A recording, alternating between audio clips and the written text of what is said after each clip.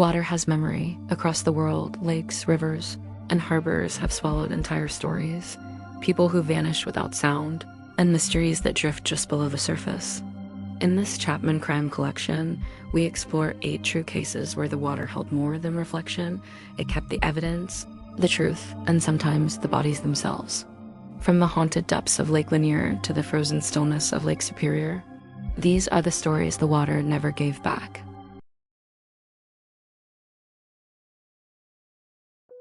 This case is based on true events. North Georgia, 2012. Lake Lanier sits calm and blue beneath the summer sun, its surface hiding entire towns flooded decades ago to create the reservoir. Locals call it cursed, a place where boats drift without warning and swimmers vanish into water as dark as ink. By that year, more than 500 people had drowned there since the lake's creation. One of them was Kelly Nash, but his story didn't end where the water began. 25-year-old Kelly was a construction project estimator from Beaufort, Georgia, a quiet, responsible man who lived with his girlfriend, Jessica. On the night of January 4th, 2015, Kelly stayed home nursing a cold while she slept. When she woke up, he was gone. His wallet, keys, and truck were still in the driveway. The only thing missing was his phone and a 9mm handgun he legally owned. The search. Jessica contacted police immediately. Friends and volunteers scoured the area on foot and by boat, searching the shoreline of Lake Lanier and surrounding woods. Detectives found no signs of struggle. Kelly's phone had pinged briefly around 4 a.m. near the lake, then went dark. For weeks, the case baffled investigators. Posters went up across 3 counties. Dive teams swept the lake, but the water was deep and treacherous, filled with submerged buildings, tangled tree limbs, and unpredictable currents. Lanier's reputation as a drowning trap grew again as each search failed. Then, on February 8th, a full month after his disappearance, a fisherman made a horrifying discovery. Kelly's body surfaced in shallow water near Shadburn Ferry Road, less than a mile from his home. He was still wearing his pajamas. The investigation. An autopsy revealed a single gunshot wound to the head. His death was ruled a suicide, but those who knew him disagreed. Friends said Kelly had been planning a family vacation and had just received a work promotion. There was no note, no explanation, and the location raised impossible questions. How did he leave home in the middle of the night without shoes? Why was his phone found completely dry on shore days later? Even stranger, no gunshot residue was found on his hands, and his handgun was never recovered. Theories. Some believe Kelly wandered half awake under medication and accidentally fell into the lake. Others suspect foul play, a robbery gone wrong, or something darker. Online sleuths noted that organized crime activity had increased in the area that year, involving stolen vehicles and construction fraud. But police found no solid link. Legacy. Lake Lanier has kept its reputation ever since, a beautiful expanse built over drowned graveyards, farmlands, and forgotten homes. Divers still report hearing faint echoes underwater, the ringing of church bells from the old town of Oscarville, now resting beneath the surface. Kelly Nash's story became another thread in the lake's haunted legend, a life swallowed by water, a mystery left without a sound.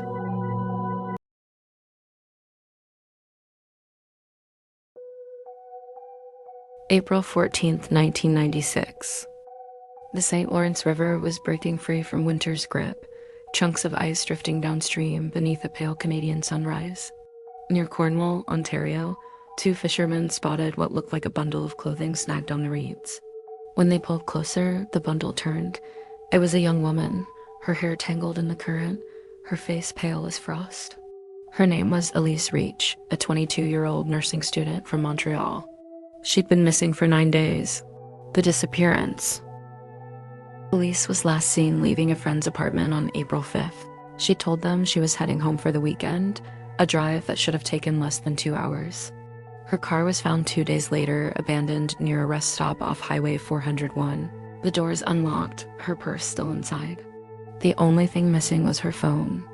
Witnesses later recalled seeing a woman matching her description walking along the highway shoulder that night, head down, coat flapping in the wind. It was snowing lightly, no one stopped. When her body surfaced in the river days later, authorities noted there were no signs of trauma, no defensive wounds, and no drugs or alcohol in her system. She was fully clothed, and the autopsy listed the cause of death as drowning, undetermined circumstances. But detectives couldn't explain how she had traveled nearly 150 kilometers from where her car was found. Currents in the St. Lawrence are unpredictable, but not that powerful. For her body to have reached Cornwall naturally, she would have had to enter the water far upstream, yet no one saw her near any bridge or dock. Police traced her final phone activity to a tower near Lancaster, halfway between Montreal and where she was found. The last call was made at 10:42 p.m. to her voicemail. She never checked it again.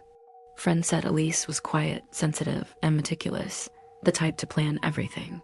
She'd been struggling under academic pressure, but showed no signs of wanting to harm herself. Her boyfriend told detectives. She'd seemed distracted in the days before she vanished, as if she were afraid of something, but didn't want to say what. Her family suspected foul play. They believed she may have accepted a ride from someone she knew, someone who later forced her into the water. But without evidence of assault or restraint, investigators couldn't prove it. The St. Lawrence has claimed many over the years: fishermen, boaters, even entire cars swept off icy roads. But Elise's case felt different. Too far too precise, too silent. Some locals whispered she had been pushed from a bridge upriver. Others said her car had been moved to mislead police. In 2003, new sonar mapping of the area revealed a car-sized object buried deep in silt near where she was found. Divers later confirmed it was just an old refrigerator dumped decades earlier. The mystery endured. Her parents placed a small wooden cross by the riverbank near Cornwall. Every spring thaw, the cross reappears, weathered but still standing. The inscription reads, "The river keeps its secrets." To this day, no one knows how Elise Reach came to rest in the St. Lawrence, or why the water carried her farther than reason allows. October 14th, 2002, Donner Lake, California, a narrow, glassy lake framed by the Sierra Nevada mountains, its surface calm and silver in the autumn air. 52-year-old Paul Henley, a retired firefighter from Reno, arrived early that morning for a day of fishing. Locals saw him launch his small aluminum boat just after sunrise. He waved to a nearby kayaker, smiled, and drifted out toward the center of the lake. By noon, the wind had picked up. By sunset, his boat was found drifting in circles, empty. When deputies arrived, they found the outboard motor still idling, the throttle pulled back low. Henley's fishing rod was wedged in its holder, a half-eaten sandwich on the seat. His jacket and wallet lay folded neatly in the stern. No signs of a struggle. No splash reported, just silence. Divers entered the lake at first light. Visibility was less than 20 feet, the water black and cold, dropping over 300 feet in some places. Search teams used sonar, but the bottom of Donner Lake is uneven and filled with debris, fallen trees, old wagon wheels, even remnants from the Donner Party camps of the 1840s. For 3 days, divers scoured the lake floor. Nothing. Paul's wife, Diane, told investigators he had been in good spirits. No debts, no health issues, no reason to run. He'd even packed a birthday gift for his grandson the night before. Detectives checked nearby marinas and cabins for witnesses. One man reported seeing a dark shape slip beneath the boat around mid-morning, something he assumed was a submerged log. Another said he heard a faint metallic clang echo across the water, like someone dropping an oar. The sheriff's department ruled out foul play. There were no signs of a collision, and the motor showed no mechanical fault. Still, they found no body and no life jacket floating anywhere. Donner Lake has a reputation among divers for swallowing the lost. Because of the cold water and altitude, decomposition slows dramatically. Bodies often never surface. Some claim it's haunted by the spirits of the ill-fated. Donner Party, victims of starvation during the winter of 1846. Their history buried under the same water Paul vanished into. Skeptics say he probably fell overboard reaching for something, but trained divers argue that if he had, his body should have surfaced within a week. It didn't. A year later, a sonar mapping team revisited the area and detected a human-shaped outline near 200 feet. When divers descended, the shape dissolved, a trick of shadow and silt. Diane Henley still visits the lake every October. She brings flowers, placing them near the launch ramp where he was last seen. The water is clear that time of year, still, reflective, impossibly deep. Locals say that on windless mornings, you can hear a faint hum, like an engine idling beneath the surface. No ripples, no sound of oars, just the steady rhythm of a motor that never stopped running. On July 17, 1988, the moody waters of Scotland's Firth of Clyde offered up a secret. A fisherman, expecting a routine catch, instead found the body of 29-year-old nurse Karen Price. At first, it seemed a straightforward tragedy, a simple, sorrowful drowning. But the truth, hidden in the silence of the autopsy room, told a far more sinister story. Forensic pathologist Dr. Ian Ritchie discovered the first inconsistency. Karen's lungs were almost completely free of water. It was a chilling revelation. She was already dead or unconscious when she entered the sea. Then came the bruises on her upper arms, faint but distinct, like finger-shaped shadows of her final struggle. The most damning clue was microscopic. Trace amounts of flake paint lodged beneath her fingernails.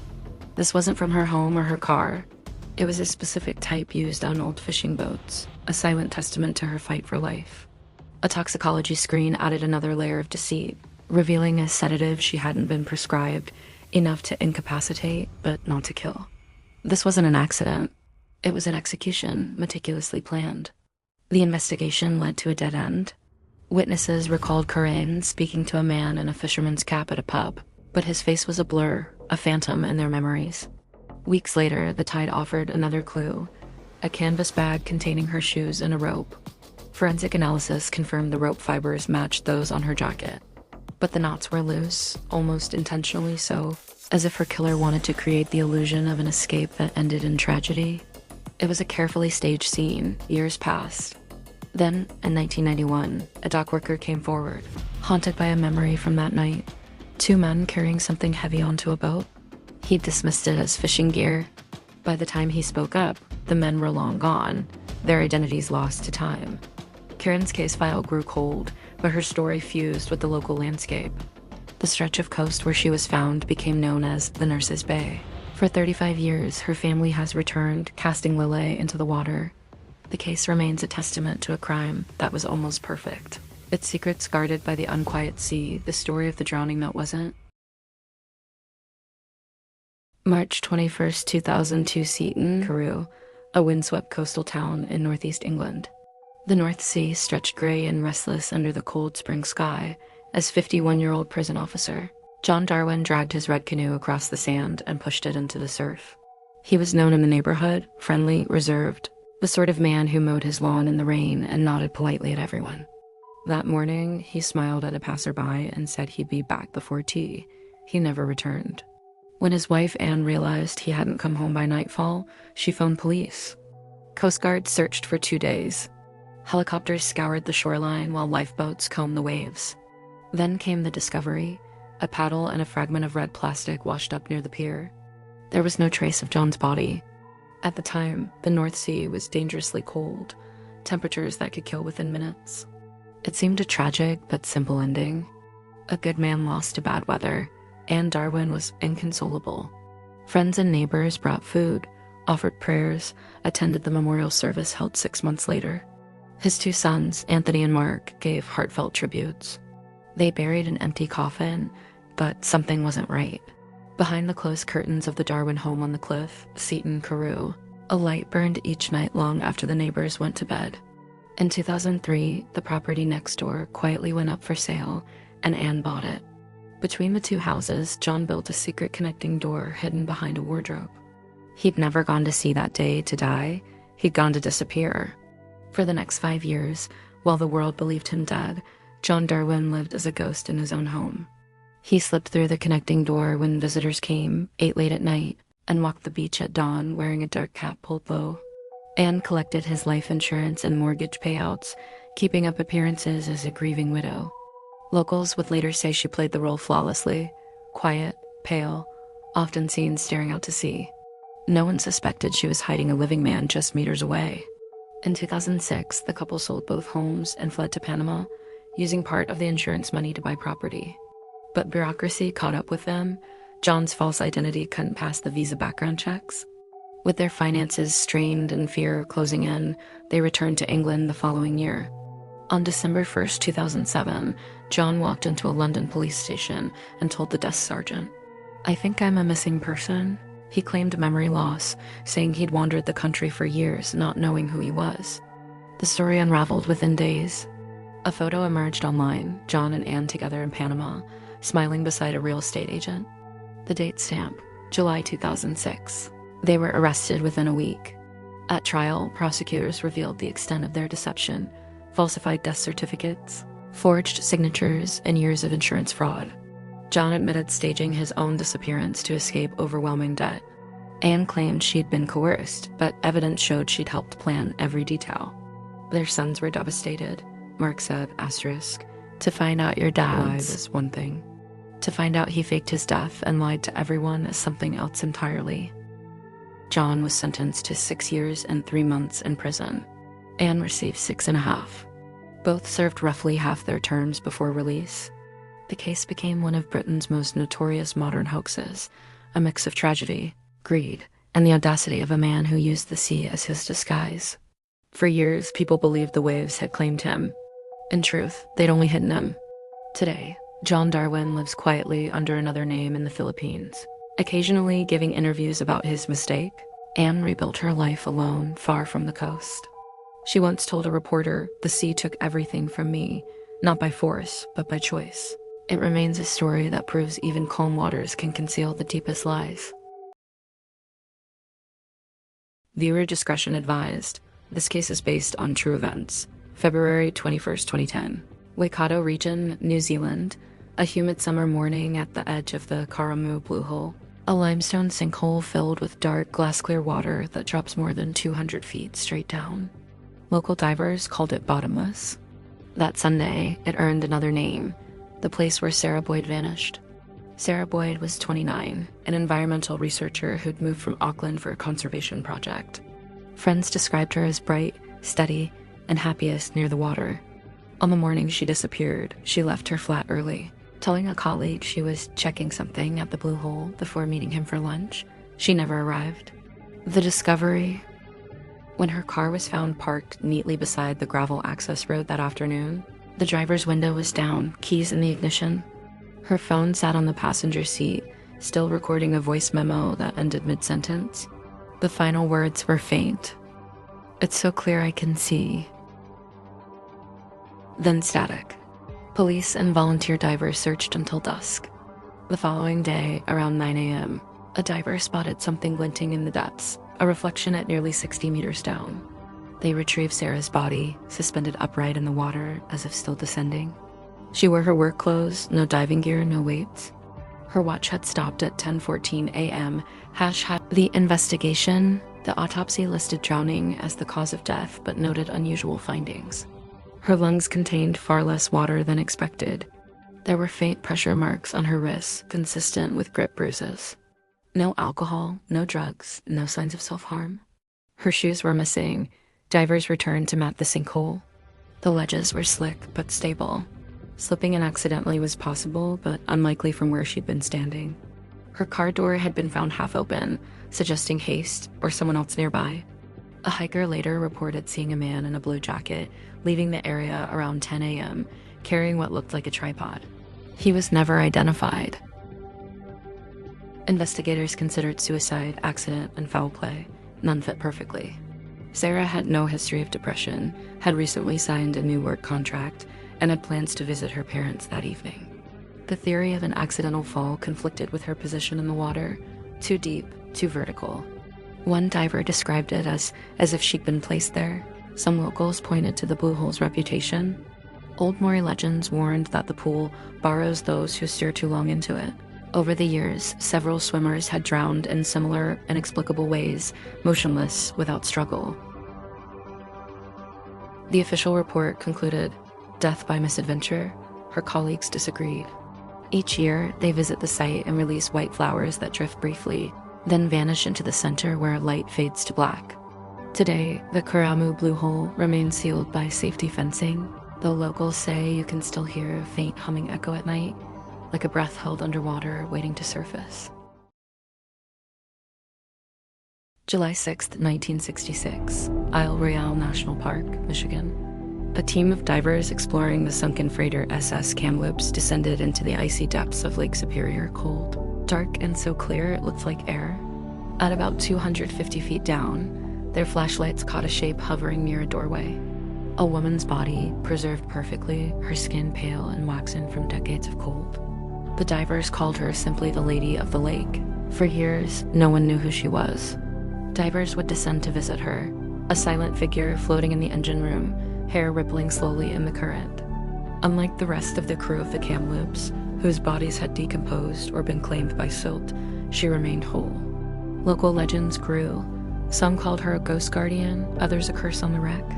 It took scientists decades to unravel why. The frigid, oxygen-poor water of Superior had created a natural cryogenic tomb. At those depths, the lake never thaws. Her body was so well preserved that even her clothing, a wool skirt and leather boots, remained intact. In the 1990s, forensic divers and historical records finally connected her to a real person, Alice Betty King, age 23, a clerk aboard the Kamloops. The freighter had gone down in December 1927 during a violent blizzard, trapped in ice and sleet. 22 crew members were lost. When the wreck was found decades later, only partial remains were recovered, except for her. Alice was born in Thunder Bay, Ontario. She was the youngest on board and one of only 2 women.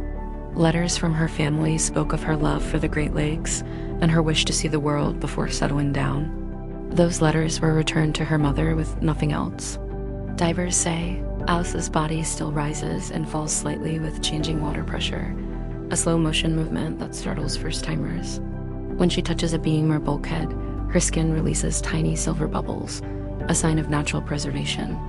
Her eyes are closed, her expression peaceful. Scientists called it a miracle of chemistry. Locals called it a miracle of the lake. What makes her story unsettling is that she appears to move. Divers in the 1980s found her position had shifted from the engine room to an outer corridor, as if she'd been trying to leave. In 2009, a documentary crew captured new footage showing her face turned slightly toward the camera since the previous year. No one touched her. No current strong enough to move a body exists that deep. Today, the Kamloops is a protected dive site. The Lady of the Lake remains there, preserved in water as cold as liquid glass. Divers descend in silence to see her. Some leave flowers weighted with lead. Others just watch their own reflections in her frozen eyes. Alice Betty King's story is no longer forgotten, but her presence beneath the waves still feels alive. Lake Superior never warms above 40 degrees Fahrenheit. It doesn't decay, it preserves. And sometimes it remembers. November 13th, 1976. Loch Morar, Scotland, a deep, steel-gray expanse of water surrounded by mist and pine, stretching over 11 miles long. It is said to be the deepest freshwater lake in Britain, over 1,000 feet at its center, darker than ink below 50. Locals have always spoken of the loch's stillness and of something ancient moving beneath it. But the mystery that haunts Morar isn't about the monster. It's about a man who vanished. John McGregor was 42, a gamekeeper and part-time fisherman who lived in a small cottage near the loch's western shore. On that cold Saturday morning, he told his wife he was going out to check his nets before a storm moved in. He took his small wooden dinghy and a single oar. The other had cracked earlier that week. When the wind picked up that afternoon and he hadn't returned, she called police.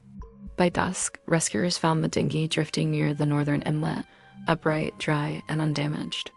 Inside was John's cap and a half-eaten sandwich. No fishing gear, no coat, no sign of struggle. Police boats and divers from nearby Mallaig scoured the area for 6 days. Visibility was poor. The loch's black water swallowed light completely after just a few meters. Sonar scans showed strange shapes at the bottom, but nothing they could identify. The cold was bone deep, 36 degrees, too cold for survival beyond minutes. Then, on the 7th day, a farmer reported seeing something glint on the far shore. It was John's pocket knife, embedded in the mud nearly 2 miles from where the boat was found. Beside it, a single set of footprints led into the shallows and stopped. They didn't turn back. The official report concluded accidental drowning. But locals disagreed. John knew the loch better than anyone. He'd fished it for 20 years. He'd warned visitors never to trust its calm surface, saying, "Morar doesn't drown you fast. It just waits. Friends recalled that John had been anxious in the weeks before he vanished. He'd told one neighbor he'd seen lights under the water late at night, flickering like lanterns. Another said he'd heard low sounds coming from the loch, deep and rhythmic, like engines idling far below. No one else saw or heard them. When divers resumed the search the following spring, they discovered something chilling. Near a shelf about 80 feet down, they found John's missing oar wedged between two rocks. Its handle was clean, no algae, no decay, as if it had been placed there recently. Tests confirmed it had not been underwater long. John McGregor's body was never recovered. His family eventually left the area, and his cottage still stands empty by the water's edge. Those who pass it say they sometimes see a light flickering from inside, though there's no electricity left connected.